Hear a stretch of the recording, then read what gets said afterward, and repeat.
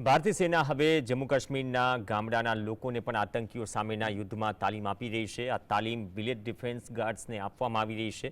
આ તાલીમમાં army village ગાર્ડ્સને શસ્ત્રોનો ઉપયોગ કેવી રીતે કરવો, વ્યૂહરચના બનાવવી અને આતંકી જોખમોનો સામનો કરવા માટે જરૂરી કુશળતા શીખવવામાં આવે છે। વાસ્તવમાં હાલ સેનાએ જમ્મુ કાશ્મીર પોલીસ સાથે મળીને આ ટ્રેનિંગ શરૂ કરી છે।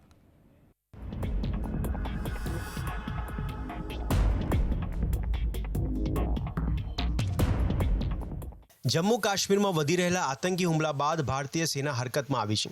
માટે જ ભારતીય સેનાએ ગ્રામીણ વિસ્તારોમાં વિલેજ ડિફેન્સ ગાર્ડ્સને વધુ મજબૂત બનાવવાની યોજના બનાવી છે।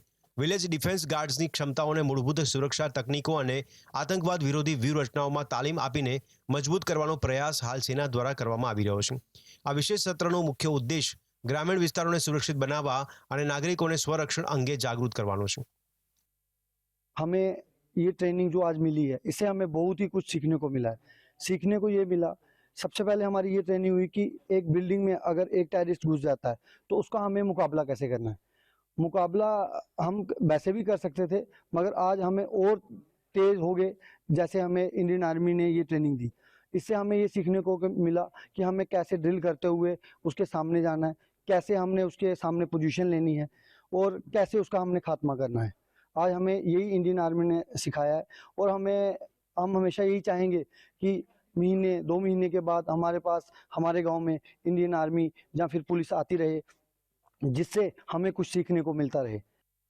આ સત્ર દરમિયાન સૈનિકો ગાર્ડને વ્યક્તિગત અને જૂથ સુરક્ષા પદ્ધતિઓ, કટોકટીની પરિસ્થિતિઓમાં યોગ્ય રીતે પ્રતિસાદ આપવાની વ્યૂહરચના જેવી પ્રક્રિયાઓને શીખવી રહ્યા છે। આ ઉપરાંત તેમણે શસ્ત્રોની ઓળખ, પ્રાથમિક સારવાર સહાય અને સંકટ સમયે અસરકારક સંચાર તકનીકો વિશે પણ માહિતગાર કરી રહ્યા છે। इस ट्रेनिंग से हमें इतना बेनिफिट हुआ है कि जैसे कि अगर 1-2 घंटे के लिए हमारे पास आर्मी या पुलिस नहीं पहुंचती है, तो हमारी 14 या 15 बंदे 2 बीडीसी मिलके हम 4-5 आतंकवादी अगर आ भी जाएं तो हम उसका मुकाबला डट के कर सकते हैं और हम उन्हें पूरी जिंदगी के लिए सुला सकते हैं। हमें बहुत ज़्यादा खुशी है कि हमें ऐसी ट्रेनिंग मिलती है।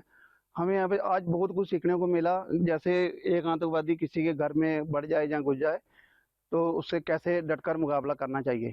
आज हमें ये सिखाया गया है, हमें आज बहुत ही खुशी हुई है। ઉલ્લેખનીય છે કે ગૃહ મંત્રાલય દ્વારા 30 સપ્ટેમ્બર 1995ના રોજ જમ્મુ અને કાશ્મીરમાં વિલેજ ડિફેન્સ કમિટીની રચના કરવામાં આવી હતી। તેનો હેતુ જમ્મુ અને કાશ્મીરમાં સરહદ નજીકના વિસ્તારોમાં લોકોને હથિયારોનો ઉપયોગ કરવાની તાલીમ આપીને તેમના ગામોને આતંકવાદીઓથી બચાવવાનો હતો। આ એ સમય હતો જ્યારે જમ્મુ કાશ્મીરમાં આતંક ચરમસીમા પર હતો। ત્યારબાદ ડોડા, ઉધમપુર, રિયાસી, રાજૌરી, પૂંચ, કઠુઆ અને સાંબા જિલ્લામાં ગ્રામ સંરક્ષણ સમિતિઓની રચના કરવામાં આવી, જ્યારે વર્ષ 2022માં તેનું નામ બદલીને વિલેજ ડિફેન્સ ગાર્ડ્સ કરવામાં આવ્યું હતું। વિલેજ ડિફેન્સ ગાર્ડ્સમાં ગામના જ લોકો સભ્ય તરીકે જોડાય છે અને તેઓ જિલ્લાના એસપી અથવા એસએસપીની સૂચનાથી કામ કરે છે। તેના સભ્યોને એક બંદૂક અને 100 રાઉન્ડ આપવામાં આવે છે, જેથી તેઓ હુમલાની પરિસ્થિતિના સમયે પોતાની અને સમગ્ર વિસ્તારની રક્ષા કરી શકે। Bureau report, GSTV।